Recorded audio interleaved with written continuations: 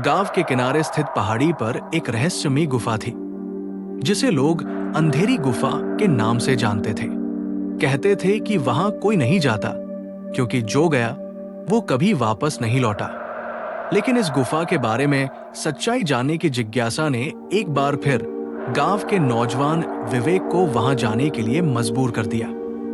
विवेक के दादा ने उसे बचपन से उस गुफा के बारे में डरावनी कहानियां सुनाई थी। वे बताते थे कि वहां एक बुरी आत्मा का वास है, जिसने कई लोगों की जान ले ली है। लेकिन विवेक, जो विज्ञान का छात्र था, इन बातों को सिर्फ अंधविश्वास मानता था। उसने तय किया कि वो इस गुफा का रहस्य खुद सुलझाएगा। रात का समय चुना गया। चांदनी रात के बावजूद जंगल अंधकार में था।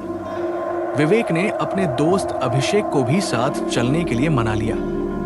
दोनों के पास टॉर्च, रस्सी और खाने पीने का सामान था।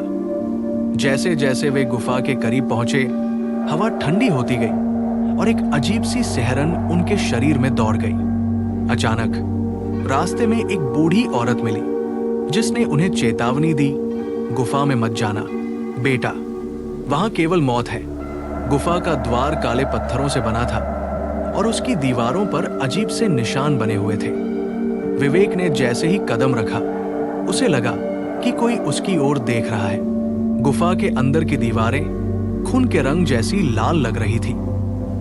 अभिषेक ने डरकर कहा, विवेक, मुझे वापस चलना है, ये जगह ठीक नहीं लग रही।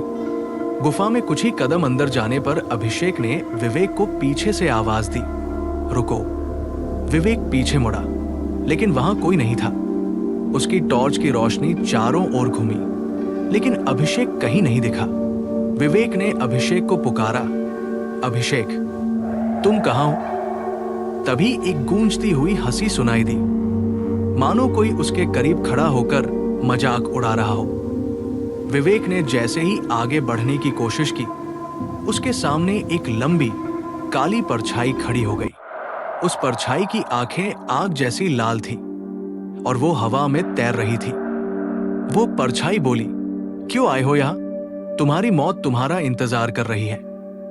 विवेक ने अपनी हिम्मत जुटाकर कहा, मैं इस गुफा का रहस्य जानने आया हूं। जैसे जैसे विवेक आगे बढ़ा, उसे गुफा के अंदर एक बड़ा तालाब दिखा।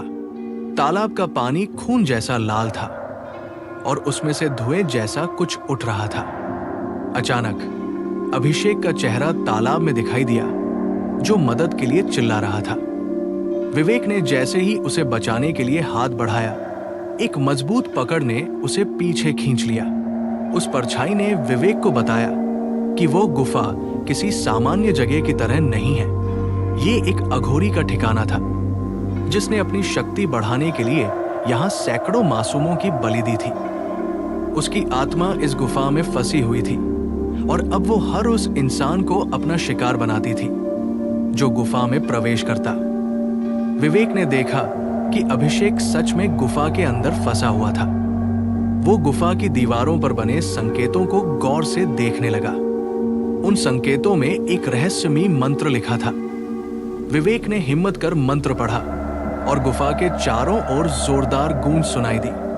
परछाई चीखने लगी, नहीं, ये मत करो। गुफा हिलने लगी, जैसे सब कुछ टूटकर गिरने वाला हो। विवेक ने अभिषेक को खींचकर बाहर निकालने की कोशिश की।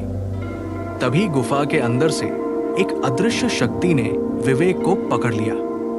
विवेक ने जोर से मंत्र का आखिरी शब्द बोला और अचानक रोशनी फैल गई। गुफा में बसी बुरी आत्मा एक भयंकर चीख के साथ खत्म हो गई।